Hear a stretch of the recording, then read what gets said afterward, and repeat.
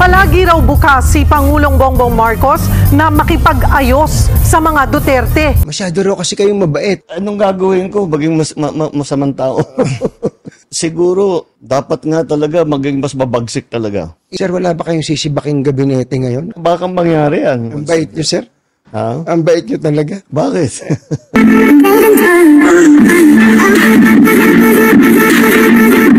Palagi raw bukas si Pangulong Bongbong Marcos na makipag-ayos sa mga Duterte. Sa isang podcast interview, sinabi ni Pangulong Marcos na ayaw niya ng gulo. Ang habol daw ni PBBM ay pagiging matibay ng kanyang administrasyon. Kahit daw hindi magkasundo sa polisiya, dapat daw tanggalin ang gulo.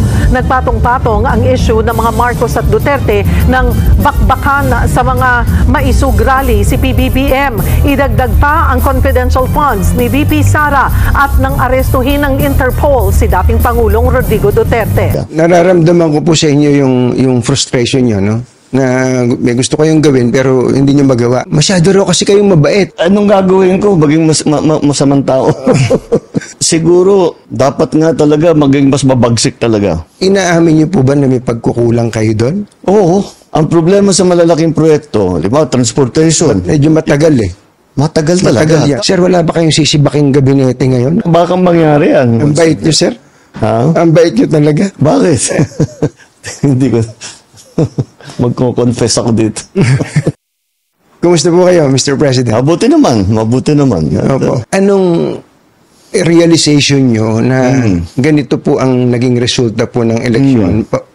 May kinalaman po sa administration slate. Para sa akin, I have two conclusions dito sa election. Una, nagsawa na ang Pilipino sa politika. Sawan-sawa na sa politika. Ang mensahe sa amin lahat, hindi lamang sa akin, kundi sa aming lahat, tama na yung pamumulitika ninyo. At kami naman ang asikasuhin ninyo.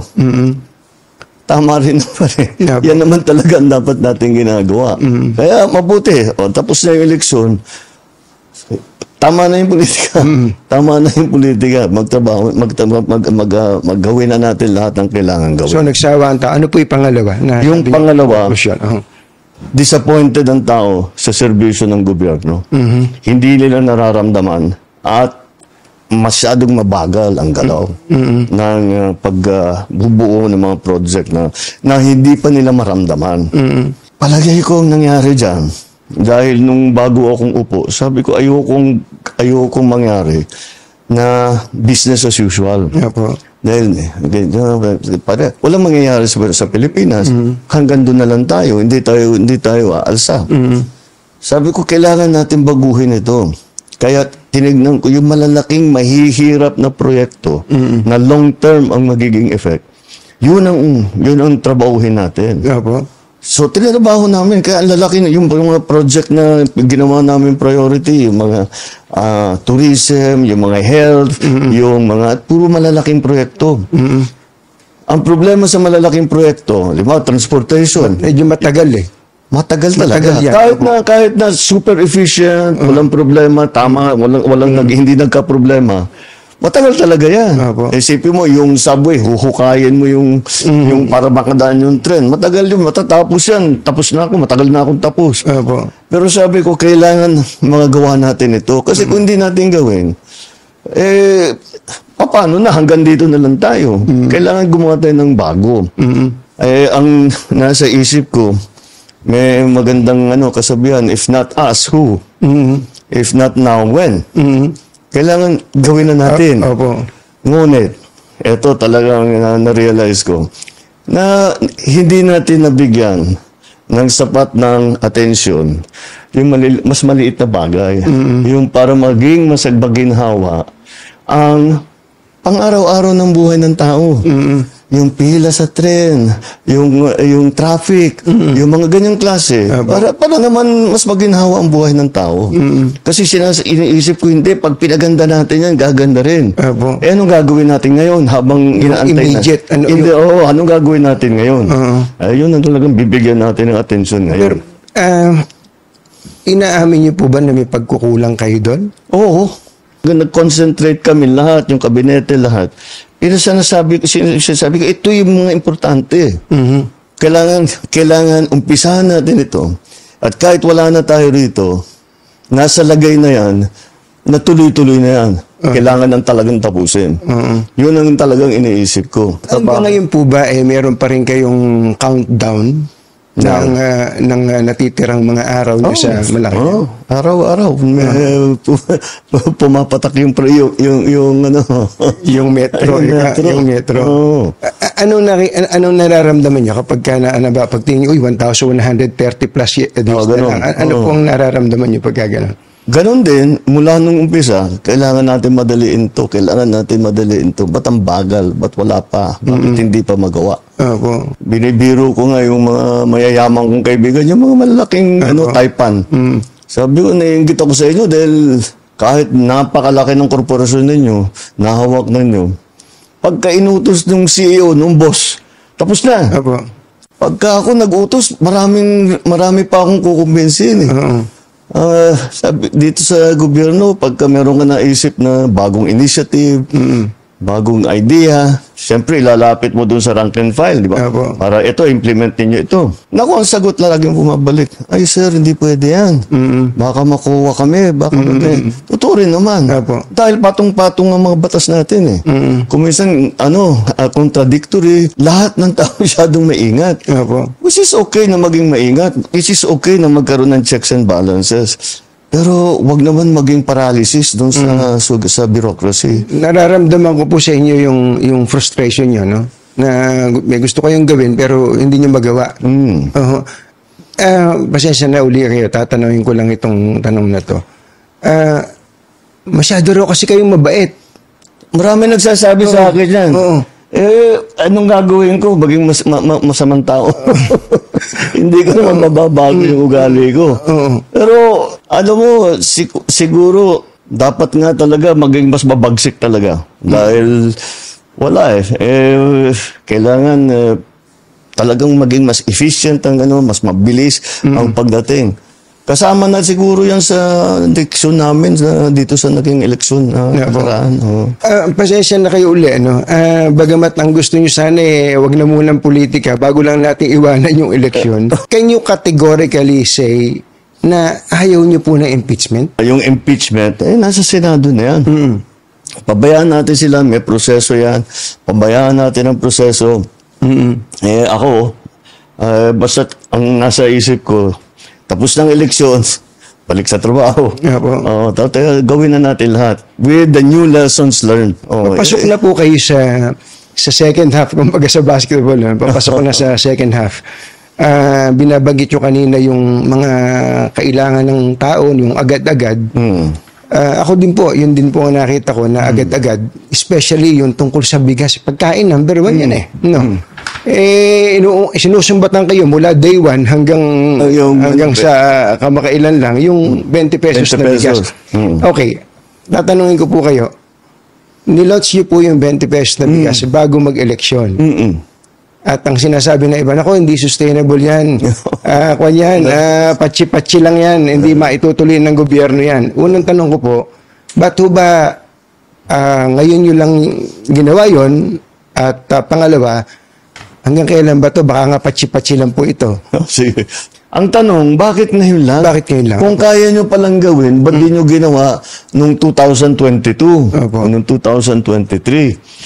Dahil hindi namin, noong 2022, 2023, hindi pa namin kayang gawin. Bakit? Ang key dyan, yung production. Kaya patayo namin ng irrigation, ang dami naming dam na ginawa, ang dami na naming pinamigay na makinarya. 2023, ang ani ng palay sa Pilipinas, pinakamataas sa kasaysayan ng Pilipinas. Nalampasan pa yun noong 2024. Kaya sa production, dahan-dahan, inaalalay natin. Bakit ngayon lang na tayo nagbibigay ng tulong sa produksyon? Dahil ang Pilipinas, ang mga opisyal, na-spoiled. Basta't import lang ng import. Tapos, yung importation niyan, illegal and legal.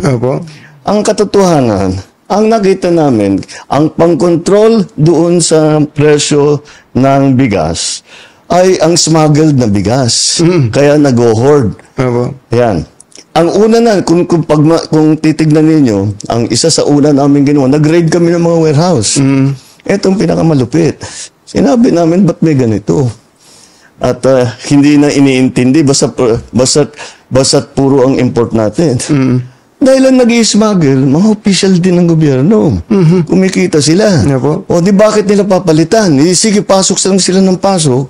Hindi nila iniintindi ang production, hindi nila iniintindi yung sistema, hindi nila iniintindi ang presyo ng palay, ang presyo ng bigas, ang kikitain ng magsasaka. Wala ganun. Kailan po itong mga nag-i-smuggle? Basta ito yung nakita namin. Opo. Noong pag-upo ko. Meron talagang ganyan. Nung inipit namin yung mga smuggle at rineraid na namin yung mga warehouse, nabawasan yung supply. Kailangan namin ayusin yung NFA. Lahat yan, yung mga changes na ganyan, hindi ganun kasimpleng gawin. May batas na kailangan palitan, mayroong mga taong kailangan palitan, ibang konsepto na. So, ngayon lang namin nabuo lahat. Mr. President, ang isa pa pong importante sa tao, kalusugan, di po ba? Meron naman ng kung anong nahihingi ang mga tao, pero pagpunta nyo sa ospital, lalo sa public hospital, ang hahaba pa rin ng pila. Yun ang problema. Hindi po ba ang haba ng pila? Tapos yung mga tao, parang hindi pa rin nila alam na meron palang mga programa ang gobyerno tungkol sa ganito. Number 1 po dyan, yung tungkol sa PhilHealth.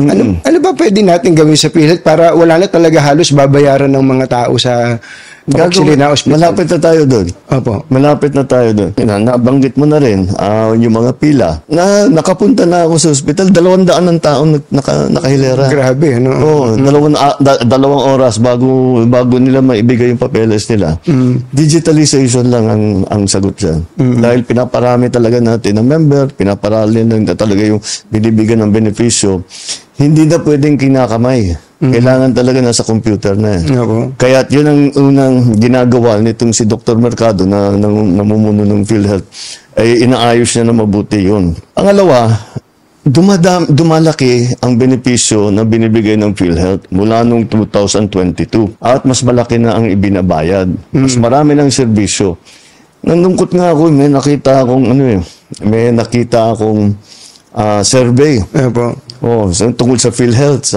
Sabi niya, sana yung presidente, ang PhilHealth ay tugunan na nila yung top 10 diseases or sicknesses in the country. Alam mo kung bakit ako nalungkot? Bakit po? Ginagawa na namin. Hindi lang alam ng tao. Kaya sinabi mo. Ginagawa na namin yun. Pero patuloy, kung titignan talaga, pag-aralan. Sir President, nasaan ho yung pagkukulang?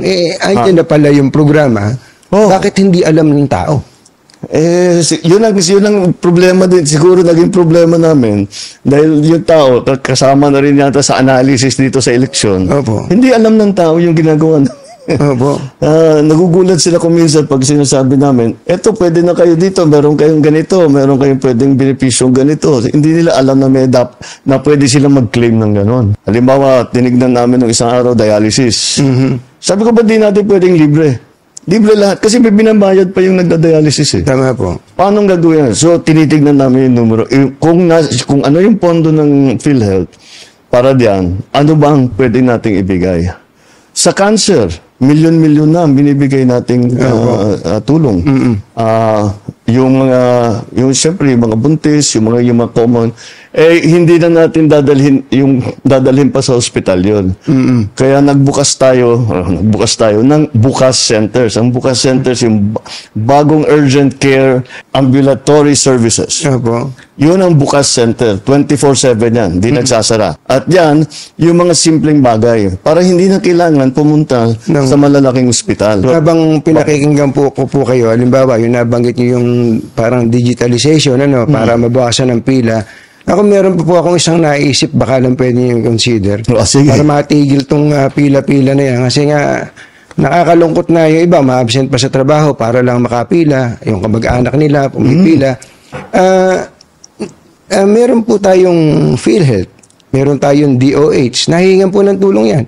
May DSWD pagka may sakit. may PCSO. At pagka nakachamba ka pa, mayroong guarantee letter pa yung congressman na kaya halos wala nang binabayaran talaga. Kaya lang, 5 yung pipilahan mo. Oo nga.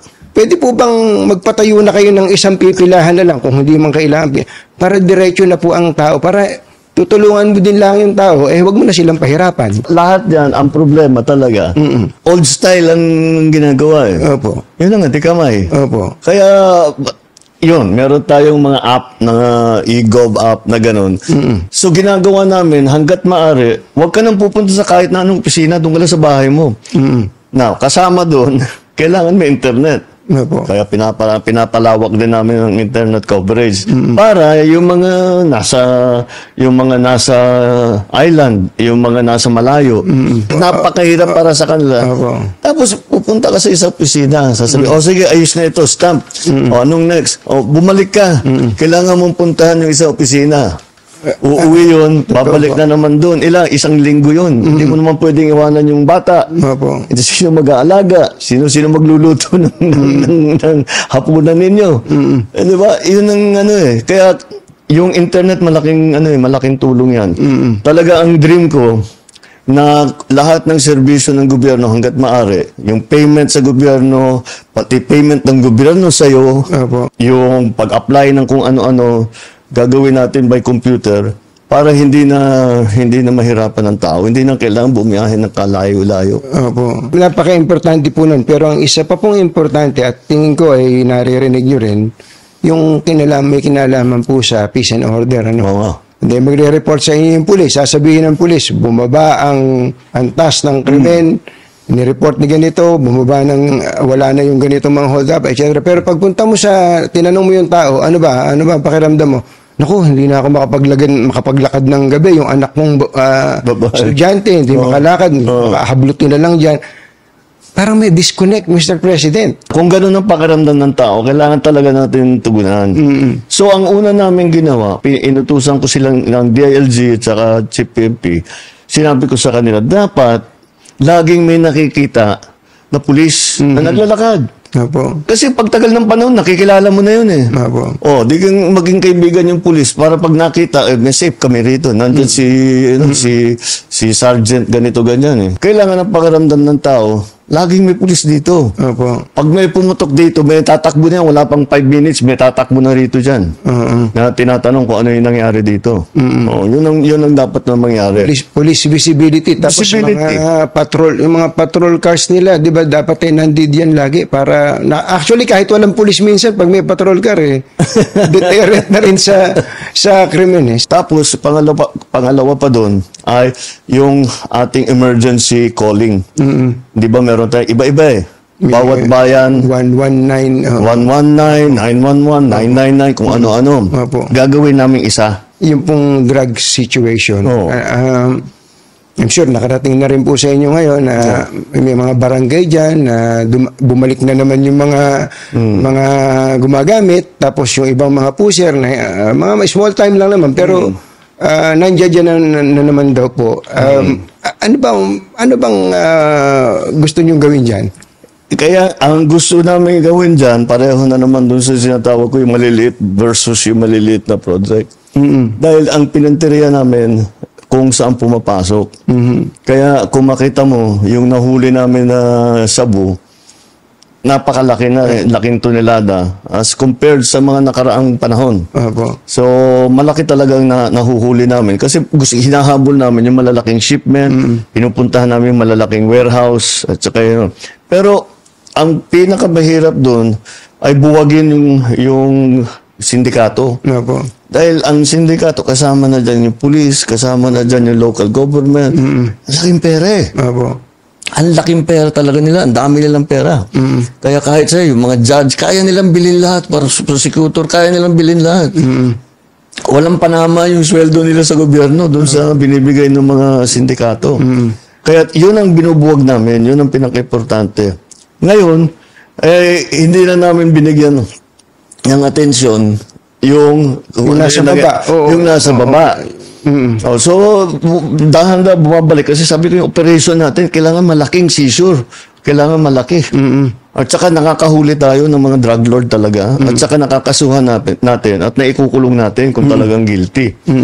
So, ngayon, in the same vein, part of the lesson of these elections, let's go back to yung sa grassroots level. Yeah, po. Na kung inaalala ng tao, sinasabi, nung nabalikan dito, asikasuhin natin. Wag na sige, tuloy natin yung malalaking drug bust. Tuloy natin yung mga, ikukulong natin yung mga sangkot dyan sa drugs. Pero, tignan muna natin yung mas small offender. Sinabihan ko na nga ang DLG, nakausap ko si Sec. John Vic. Sabi ko, tama rin naman. Kasi hindi magandang tignan yung lugar mo. Maraming nagbebentaha, maraming mga high na ano-ano ginagawa. And that's why yung aming bagong is cops on the beat na may tao dun. Kasi kung may tao dun, walang ginawa yan, araw-araw umiikot. Alam niya lahat yan. Yeah, po. Alam niya lahat So, yan. aasahan po namin in the next coming days, pati mga, kumbaga, ang tawag namin dyan, yung maliit, mga dagandingding eh. Mga dagandingding, uhulihin na rin sila, hindi na sila pababayaan ng pulis. Hindi puro big. Kasi talaga, iniiwasan ko, yung basta may suspetsa, o may hinala, o may sumbong, basta huhuli, papatayin na lang, di ba? Wala. Doon kami lumalayo. Opo. Doon kami lumayo. Dahil talagang ayaw ko yun. Dahil di naman dapat gawin yun. Sabi ko, mag-focus tayo sa malalaking drug bust. Ngayon, mag-focus ulit tayo doon sa small time. Sabay yun. Tinitira yung malaki. Hindi naman titigil yung mga operation.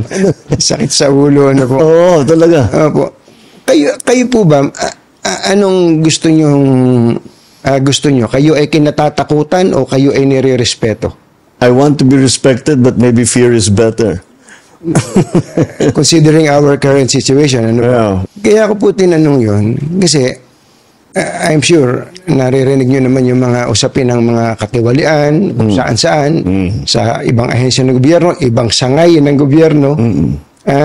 Kasi daw po, mabait nga po kayo at hindi daw po natatakot sa inyo itong mga tampalasan, mga luko-luko na to. Ngayon pong papasok tayo sa susunod na second half, ano ba ang aasahan namin sa isang Presidente Marcos in relation to anti-corruption effort? Sa nakaraang 2 taon, 3 years, basta't may report kami na validated, tanggal yan. Hindi na namin ina-announce, pero tanggal yan. Kadalasan. Marami na talagang, pero hindi na namin pinag-uusapan kasi gulo na naman eh. Kasi basta umalis ka na. Kundi kakasuhan ka namin, ikukulong kita, umalis ka na lang. Marami-rami na rin. Pero sir, ang laging sinasabi, I am resigning due to health reason. Parang binibigyan nyo pa ng graceful exit eh. Hindi tuloy natatakot yung iba na gumawa eh. Pero ang gagawin natin, performance review. Maganda naman ang takbo, pero performance review. Para ito yung target natin, ba't di natin naabot? Nakuha natin. Ito, overpriced na naman. Ito yung ganito, ganyan. All of these things that, performance review. Titignan namin, bakit mabagal ang baba ng serbisyo? Anong gagawin natin para pabilisin? Yun ang importante. Sir, wala ba kayong sisibaking gabinete ngayon? Kasi marami pong, parang the people are lusting for blood eh. Parang ganun po eh. Yun yung pinag-uusapan natin kaninang, baka dapat mag-sample kayo para kayo katakutan din po. Baka mangyari yan. Dito nga, sa ginagawa namin performance review, yun ang warning ko sa kanila, and that's what we will have to look at again. Kung talagang may nagkukulang o corrupt, kung talagang masyadong mabigat yung kanilang kasalanan, kasuhan na namin. Tignan natin kung ano maging resulta nitong performance. Ang bait nyo, sir. Ang bait nyo talaga. Bakit? Palagay ko naman, kung happy kayo sa iba, meron kayong hindi kayo happy sa iba dyan eh. Yung mga hindi ako happy, tinanggal ko na. Wala na bang tatanggalin? Kung hindi sila nakapag-perform na mabuti, ito nga, sasabihin, pakinggan niyo yung tao. Madami kayong dahilan, marami kayong katwiran kung bakit hindi nangyari, bakit hindi nabuo, bakit nakatagalan, ganyan. Sabi ko, hindi interesado yung tao dyan. Ano ba, kailan ba? Kailan ba gagawin? Kailan magagawin? Kailan namin maramdaman yan? Hindi mo naman masisi yung tao. Tama naman sila. Kayong may hawak ng gobyerno, ayusin ninyo. Huwag nyo nang isumbong sa amin. Basta't gawin na ninyo. Opo. Actually, that's the lesson we learned from this election. Don't explain it to us anymore. Just do it. Tama na yung mga magagandang paliwanag with the good statistics at saka kung ano mga drawing. Basta gawin na lang ninyo. I don't blame people. Hindi mo naman masisi ang tao. Yung pong isang aspeto ngayon na kahit papano ay gumagaan-gaan ang buhay ng tao, yung sa sektor po ng transportasyon. Yung po, diretso yun. Araw-araw, nagko-commute ang mga tao. Ang MRT, LRT, ang dami pong sumasakay dyan. Pero gusto ko lang sabihin sa inyo, kahit papano, umikli na ang pila. Kasi pinupuntahan niya, nakita niya, yung mga hindi na kailangan doon, yung pinagpipilahan, mga security check, mga kung ano-ano, wala nang hindi nakasama sa pagsakay. Nung report nga niya sa akin, kanya, sabi niya, sa lahat, marami na ako nasakyan ng mga tren sa buong mundo. Ngayon lang ako nakakita, may security check, may bomb check, may inspection ng bag, kung ano-ano. Tinagal niya lahat. O di, nabawasan yung pila. Ganon din yung ginawa namin sa airport. Ngayon, nabawasan na yung pila, mas maganda yung ayos na sa patakbo sa airport. Inaayos na lang namin. Ang kawawa naman sa airport, yung OFW. Yung mga dayuhan, ang bilis ng daan. Walang problema. Pero yung OFW, kung ano-ano hinihingi. Kawawa naman. Yung RF code, may ID, may clearance, na kung ano-ano, bago sila makalabas. Dapat, di ba, yun yung blue lane, di ba? Dapat, OFW ka, sige na, stamp, sige na. Di ba? Dapat ganun eh. So dahan-dahan mapupuntahan din natin yung ginagawa namin ginagawa kaming pagpalit sa Bureau of Immigration pati. Yung tinatawag na e-gate. So dadamihan natin yung e-gate. Mabilis na yan para hindi na... Yun ang pinag-usapan ko, yung maliliit na para siguro, kung nasa, inaintindi mo lahat ng iba't ibang sistema, maliit na bagay lang. Pero hindi eh. Nararamdaman ng tao yun. At yun ang hinahanap nila eh. So, ibigay natin sa kanila. Mr. President, kayo po ba, sa puso ninyo, gusto niyo bang makipagkasundo pa sa mga Duterte? Oo. Ayaw ko ng gulo. Gusto ko makasundo sa lahat ng tao. Mas maganda, marami na akong kaaway. Hindi ko kailangan ng kaaway. Kailangan ko kaibigan. Kagaya na sabi ko sa'yo, pagka... hindi ko... Magko-confess ako dito. Pwede naman po. Para akong pari po dito ngayon po. Ewan ko, kahit hanggat maaari, ako, ang habol ko ay yung stability, peaceful, para magawa namin yung trabaho namin. Kaya ako, laging akong bukas sa ganyan. I'm always open to any approach na, alika, magtulungan tayo. Diba? Kahit hindi tayo magkasundo sa polisiya, hindi tayo magkasundo. Gawin nyo yung trabaho, pero wag na tayong nanggugulo. Wag na natin, tanggalin natin yung gulo. Grabe, no? Parting shot nyo na lang doon po sa mga kababayan natin na siguro ay somehow nabawasan po ng pagtitiwala sa inyo para mabalik po yung tiwala nyo sa kanila. Ano po yung gusto nyo sabihin sa ating mga kababayan? Well, asahan nila na tayo naman kahit nasa matataas na posisyon, asahan nila, lagi kaming nakikinig. Lagi kaming nakikinig sa kanilang hinain, sa kanilang nagiging problema. At tinahanapan natin ng long-term solutions. At ngayon, talagang ipamadaliin na namin yung immediate solutions na pwedeng gawin kaagad. At yun ang mararamdaman ng taong bayan mula ngayon. Mr. President, salamat po. Salamat, Kanto. Thank you. Thank you.